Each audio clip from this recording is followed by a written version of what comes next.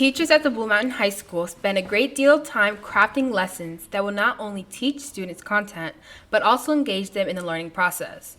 Recently, the English department at the high school has involved their classes in such projects. Ms. Taylor, Mr. Grisham, and Ms. Michael have all recently assigned projects to pair with the text they are reading in class, including Lord of the Flies, Devil in the White City, and The Diary of Anne Frank. Now, this project specifically, it covers Jewish victims that were contained in the concentration camps. So what happened is each of our students got a victim.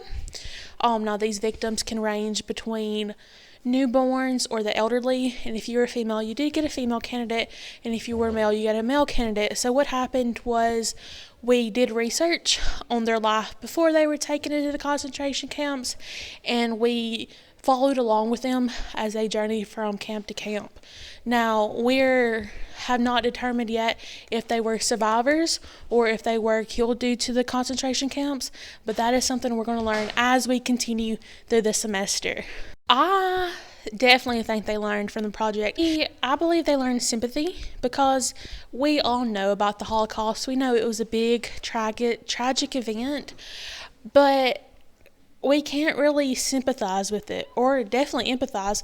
But I think getting to see people who were living good lives, people who were just born, or people who were almost finished with their lives, seeing them put in this tragic situation and kind of putting a face with the name, that helped them learn sympathy and understand that this was big and this is real. Okay, so we were reading The Devil in the White City by Eric Larson as our first book of the semester. And what we wanted to do was to create theme storyboards. And each student was assigned a chapter or two, and they had to describe through pictures mainly, and in some cases words, what not only happened in their chapter, but also how that chapter relates to an overall theme of the book, like good versus evil, darkness versus light, or fast changing times.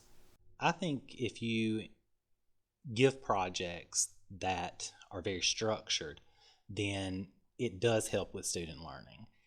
But it has to be very structured, it has to have a purpose. It can't be just a project to sort of break up the day. It's got to be something that is worthwhile and that students can get out of it.